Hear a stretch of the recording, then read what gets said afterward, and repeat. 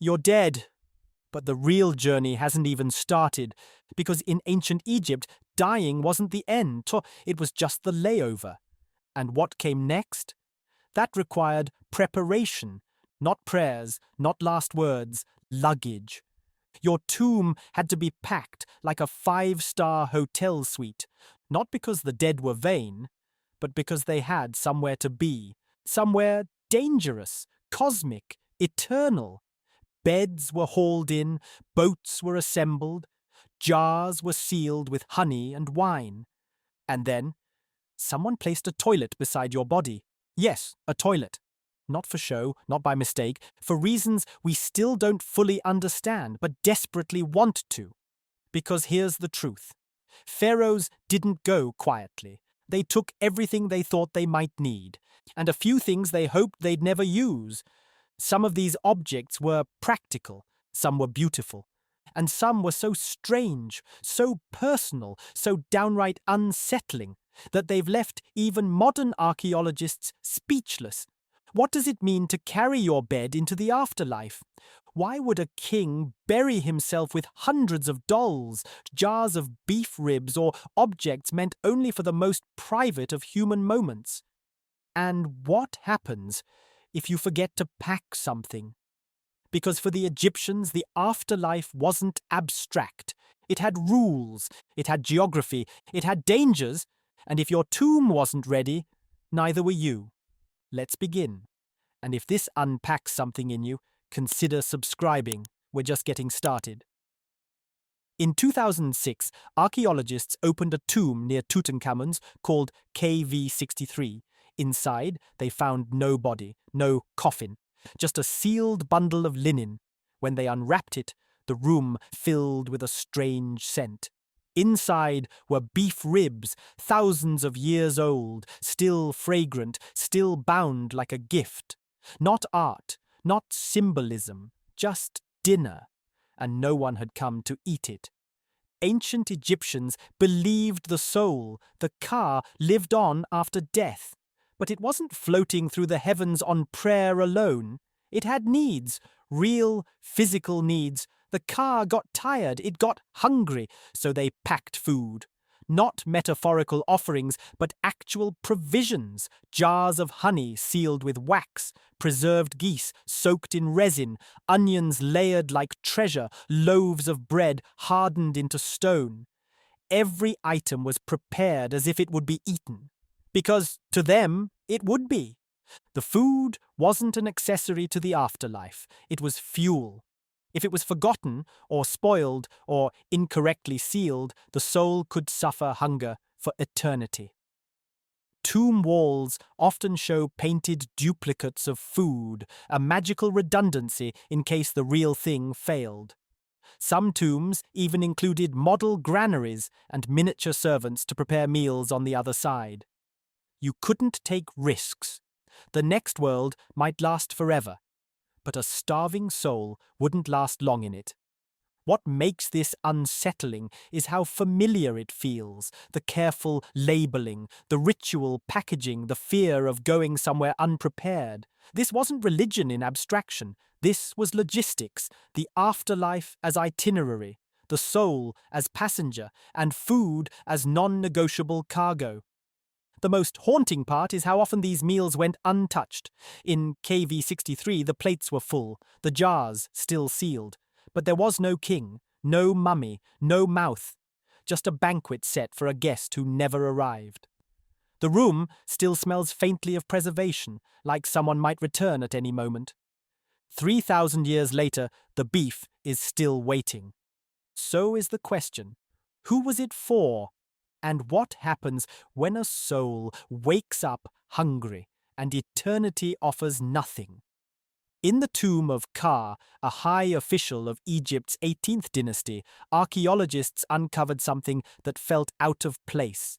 Nestled among furniture, cosmetics, and carved jars was a limestone toilet bowl. Next to it, a finely crafted wooden seat. It wasn't symbolic, it wasn't a joke, it was a toilet, complete with a designated corner, like a throne within a tomb. This wasn't a lone discovery. Across elite burials, excavators have found hygiene kits placed with the same care as weapons or amulets. There were razors and tweezers, scented oils, linen towels, even cones of perfume meant to melt slowly and release fragrance over the crown of the head. These items weren't buried out of vanity. They were tools, ritualistic, necessary, sacred. To the ancient Egyptians, cleanliness was not cosmetic. It was cosmic. The body had to be pure to face judgment in the afterlife. Dirt was not just filth, it was spiritual pollution. One could enter the tomb with wealth, power, and divine titles. But if you were unclean, you weren't ready. The presence of a toilet raises questions most museums avoid. Was it meant to be used before burial, to cleanse the body one last time? Was it imagined as a tool the soul might need on the other side? Or did it represent something deeper, the refusal to leave any part of life behind, even the most private? One theory suggests that bodily functions themselves were part of sacred cycles. Just as the Nile had to flow, so did the body. To interrupt it was unnatural. So maybe the toilet wasn't an oddity. Maybe it was a portal. One last rite before the soul stepped into forever. And here's the jolt. In some tombs, remains suggest that these tools were used right before death. Final baths, last grooming, a ritual flush of the living before the silence of stone. It leaves an unsettling thought. What kind of civilization ensures you're groomed for eternity, but also builds a place for your ghost to go to the bathroom? In ancient Egypt, purity wasn't a metaphor. It was law even the toilet obeyed. Tutankhamun's tomb was small by royal standards, but what it lacked in scale, it compensated for in detail. Tucked between golden shrines and ritual statues were 3 separate beds, each carved with animal legs, painted with sacred symbols, and preserved with the same care as a coffin. One was foldable, designed for portability. Another was ceremonial, untouched. The third, they suspect, may have actually been used by the boy king in life. Why bring all 3? No one said eternity had to be uncomfortable. Rest, to the ancient Egyptians, wasn't just physical recovery, it was a spiritual posture. Death was not the end of movement, it was the beginning of transformation. The body might stop breathing, but the soul had places to be, and it needed a proper place to lie down between cosmic journeys. Headrests were shaped like half moons. Some were carved from ivory, others from ebony or alabaster. Their arc was meant to support the skull while preserving the breath of life. Even stools and footrests were included, each marked with inscriptions or animal motifs. Silent companions meant to keep the body dignified in stillness. Not everything was life-size. In many tombs, archaeologists found miniature furniture placed alongside full-scale versions. These weren't decorations, they were magical redundancies. An echo of function, a backup plan, stitched into belief. In case one failed, the other might serve. What makes this striking is not the grandeur but the precision, the planning, the insistence that a soul must not just endure the afterlife, but rest well in it. This wasn't excess for its own sake, it was ritual necessity executed with the compulsiveness of fear. To lie on the wrong side, to rest without a headrest, to lack the right chair, these weren't minor concerns. They could disrupt resurrection. And yet, the tomb is silent. The beds remain unused. The air hangs motionless above furniture carved for a journey that may never have started. So what, exactly, were they preparing for? Was the sleep they imagined one of rebirth, or simply a delay before being forgotten? They were small, quiet, unmoving, and they were expected to work forever. In tombs across Egypt, Archaeologists have uncovered rows of figurines carved in stone, wood, faience, or clay. Some wore royal wigs, others clutched hoes and baskets. They stood no taller than a hand, but their mission was colossal: to do your job for you in the afterlife. These were shabtis, and they weren't toys. They were workers, magically conscripted labor for a world that mirrored Egypt's own fields and duties. If the gods called on your soul to dig irrigation ditches or carry grain, a shabti would rise from its place and answer instead. But it had to be told how. That's why many shabtis were engraved with spells from the Book of the Dead, specific legal incantations declaring, in essence, if I am called to work, send this figure in my place.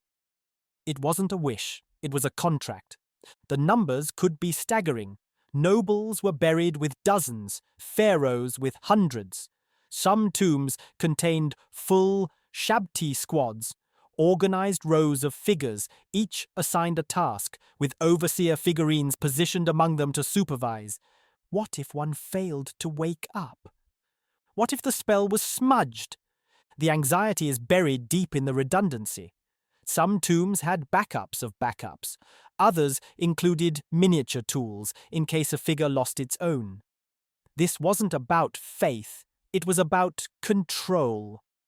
Because the afterlife to the Egyptians wasn't a permanent vacation. It had rules, schedules, fields to plough.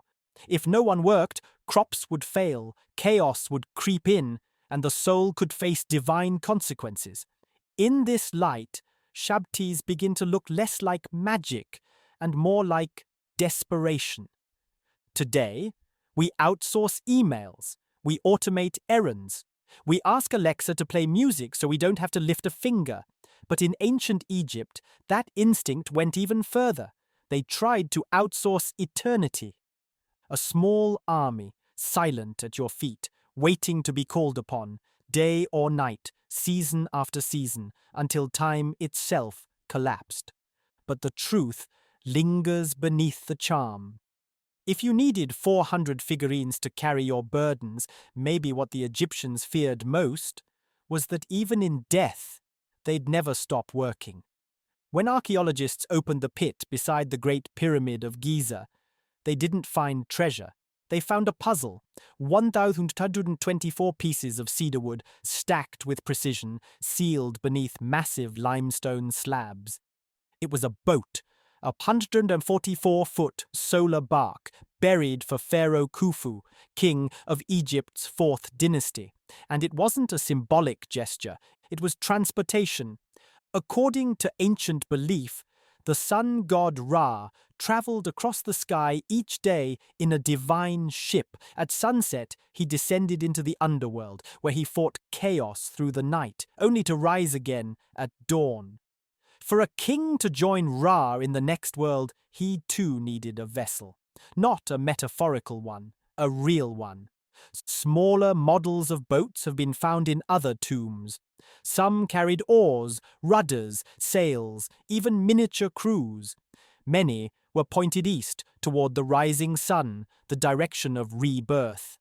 They were more than craftsmanship. They were coordinates. But Khufu's bark was something different. It was full-sized, seaworthy, disassembled with care, as if awaiting reassembly by hands no longer living, a challenge, a rite, a test of readiness. Was this meant to prove worthiness, or was it a reminder that no one sails into eternity without effort?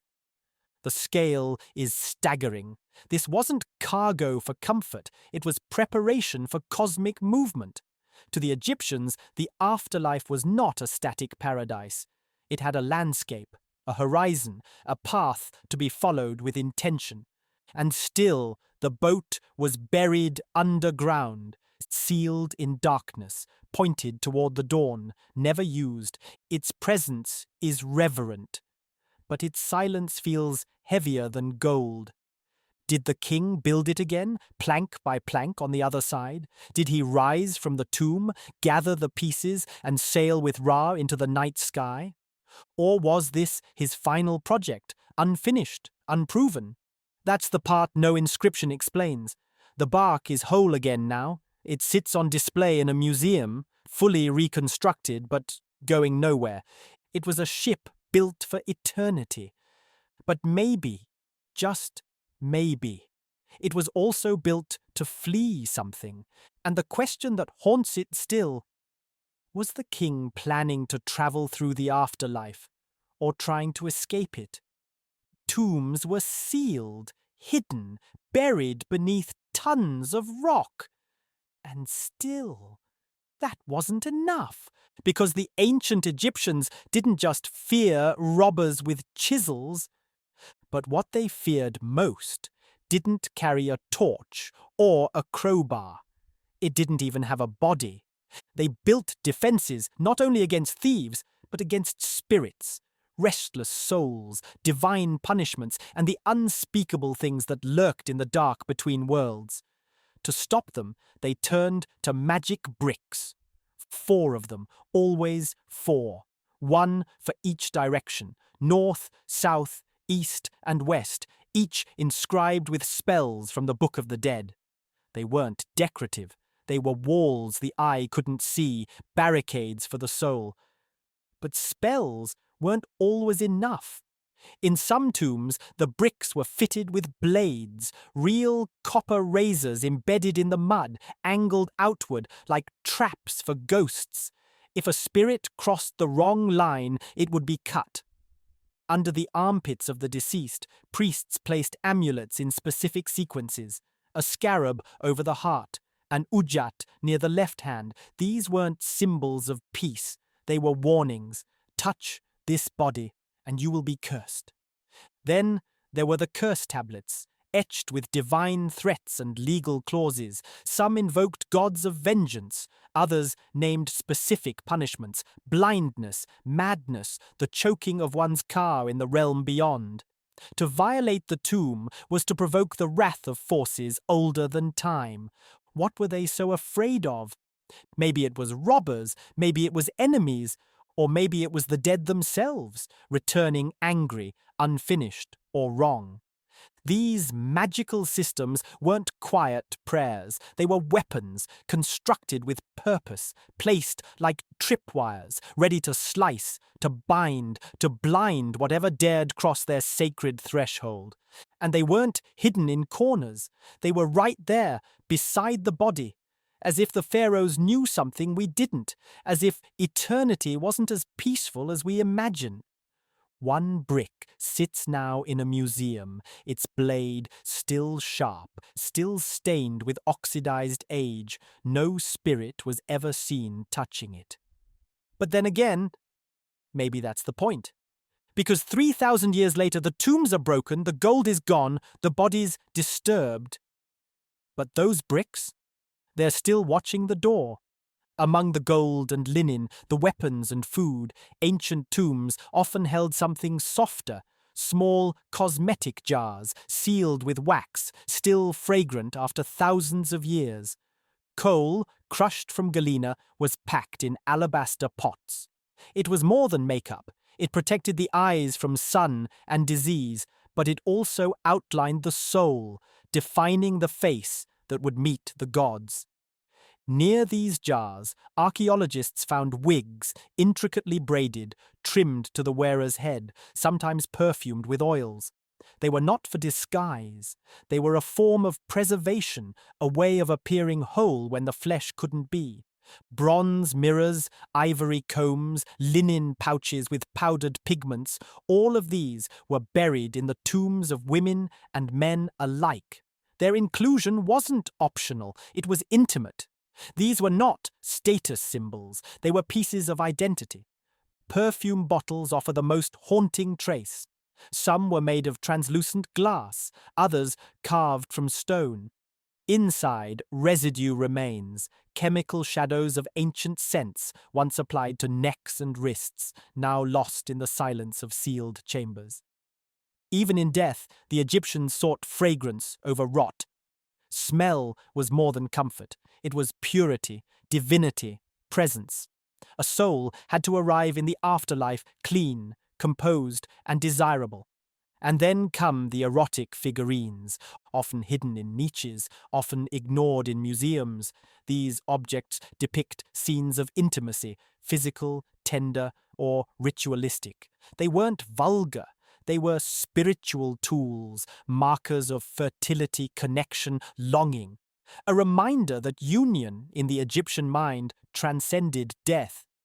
Some scholars believe these items were meant to restore balance.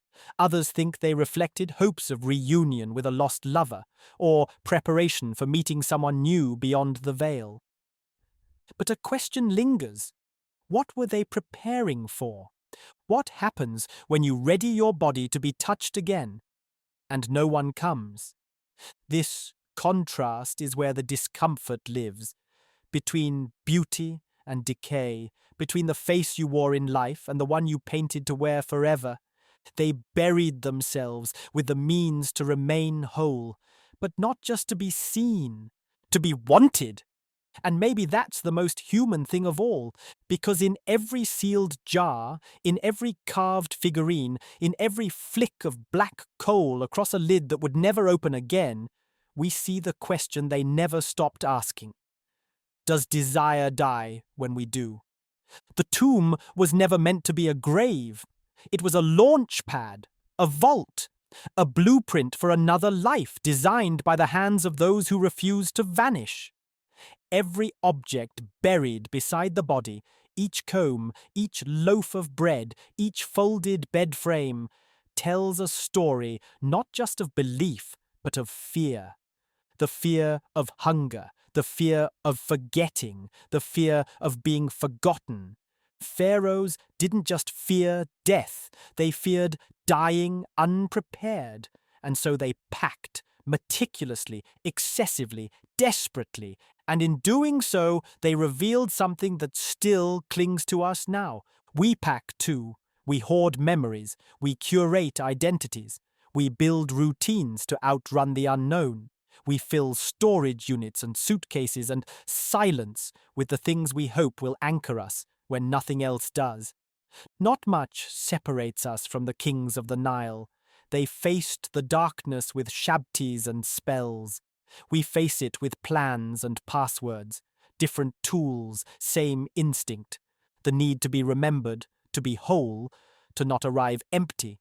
And maybe that's what makes these tombs so haunting. Not the gold, not the scale, but the quiet admission beneath it all that even the most powerful among us couldn't bear the thought of going alone. So they built eternity out of objects, and maybe we're still doing the same. If that thought lingers, subscribe, share, and stay curious. The tomb isn't closed yet.